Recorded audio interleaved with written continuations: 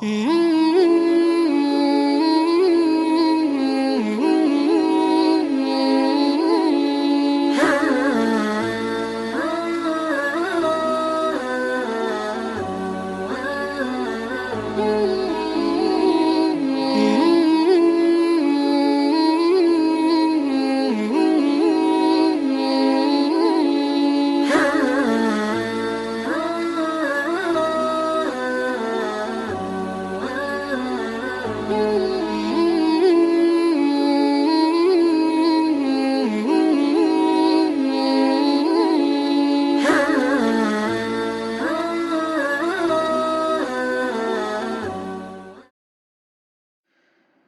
الله الرحمن الرحيم وسيق الذين اتقوا ربهم إلى الجنة زمرا حتى إذا جاءوها وفتحت أبوابها وقال لهم خزنتها سلام عليكم طبتم فادخلوها خالدين. Bismillahirrahmanirrahim. Assalamualaikum warahmatullahi wabarakatuh. Innal hamdalillah nahmaduhu wa nusalli ala rasulihil karim. Sahabat, dimanapun Anda berada, semoga kita semua senantiasa ada dalam lindungan Allah Subhanahu wa Ta'ala. Amin.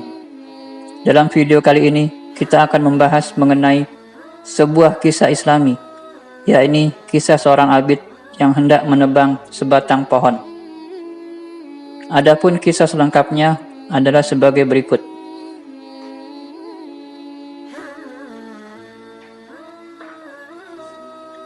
Dikisahkan dalam kitab Ihya'ul Ulum bahwa ada seorang abid di kalangan Bani Israel yang senantiasa sibuk dengan beribadah.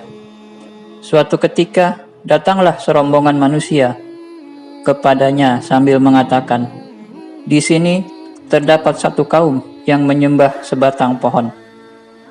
Setelah mendengar berita itu, si abid marah sekali, lalu mengambil sebilah kampak hendak menebang pohon yang dijadikan sesembahan itu.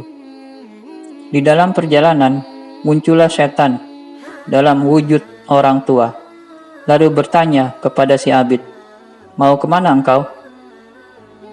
"Aku hendak menebang pohon yang dijadikan Tuhan dan disembah oleh manusia," jawab si abid. "Mengapa engkau lakukan itu? Engkau tinggalkan ibadahmu untuk suatu perbuatan yang sia-sia. Bukankah lebih baik bila engkau meneruskan ibadahmu?" kata si setan. "Ini juga ibadah," jawab si abid. Lalu setan berkata, "Tidak, aku tidak akan membiarkan engkau menebang pohon itu." Maka terjadilah perkelahian antara si abid dengan setan itu. Si abid berhasil mengalahkan setan, menjatuhkannya, lalu menduduki dadanya. Setan menyadari kekalahan dan kelemahannya, lalu membujuk si abid dengan berkata, "Dengarkanlah kata-kataku." Si abid pun melepaskan. Kemudian setan berkata kepadanya, "Bukankah Allah tidak mewajibkan kepadamu menebang pohon itu? Pohon itu tidak mengganggu ibadahmu, dan engkau pun tidak menyembahnya. Allah telah mengutus para nabi. Jika Dia menghendaki, pasti Dia memerintahkan para nabi menebang pohon itu." Si abid menjawab, "Aku harus menebang pohon itu. Sesukamulah apa yang akan engkau lakukan kepadaku." Kemudian perkelahian terulang lagi. Si abid pun kembali memenangkan perkelahian itu dan menduduki dada setan. Setan pun membujuknya kembali dengan berkata, "Dengarkanlah, aku akan menyampaikan kata-kataku yang terakhir. yang akan menguntungkanmu. Silakan, kata si abid. Setan berkata kepadanya, bukankah engkau orang miskin dan telah menjadi beban masyarakat? Jika engkau membiarkan pohon itu, niscaya aku akan memberikan kepadamu 3 dinar uang emas setiap hari. Engkau akan mendapatkannya dari bawah bantalmu setiap pagi. Dengan demikian, segala keperluanmu dapat terpenuhi.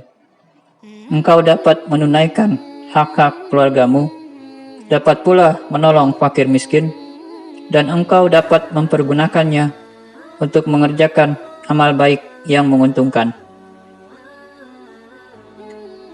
Apabila engkau tetap akan menebang pohon itu, engkau hanya mendapatkan 1 pahala. Kemudian, para penyembah pohon itu tentunya akan mencari pohon yang lain pula. Bujukan setan itu telah berhasil menawan hati dan pikiran si abid, yang akhirnya menerima tawarannya. Maka sesuai dengan perjanjian, si abid mendapatkan uang sebanyak 3 dinar pada 2 pagi berturut-turut. Akan tetapi, pada hari berikutnya, uang itu tidak didapatinya lagi. Si abid sangat kesal, lalu mengambil kampak dan berjalan menuju pohon tadi. Orang tua jelmaan setan itu pun kembali menghalangi si abid. Setan berkata, kau hendak kemana? Aku hendak pergi menebang pohon itu, jawab si abid. Setan berkata, kini engkau tidak berdaya menebang pohon itu. Maka keduanya berkelahi lagi. Tetapi kali ini setan berhasil mengalahkan si abid, menjatuhkan dan menduduki dadanya. Si abid pun terkejut, lalu bertanya, bagaimana engkau bisa mengalahkan aku, sedangkan dahulu aku selalu mengalahkanmu? Setan menjawab, dahulu engkau berhasil mengalahkan aku karena engkau berjuang semata-mata ikhlas karena Allah. Tetapi sekarang aku dapat mengalahkanmu karena engkau berjuang demi uang.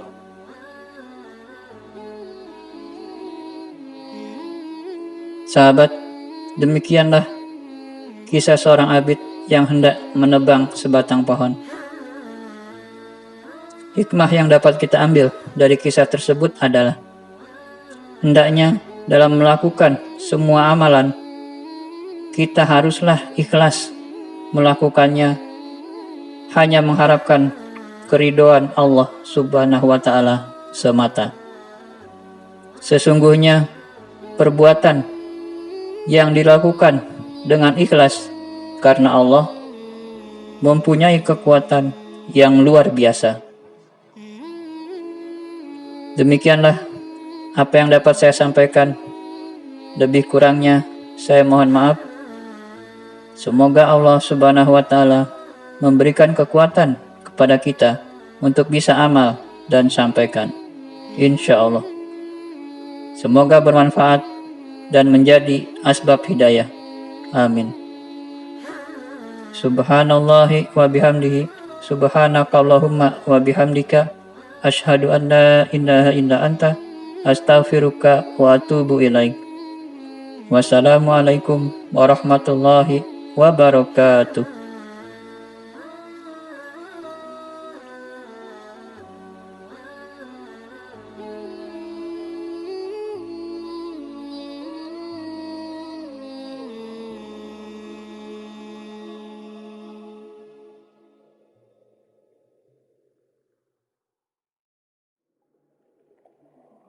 Mm-hmm.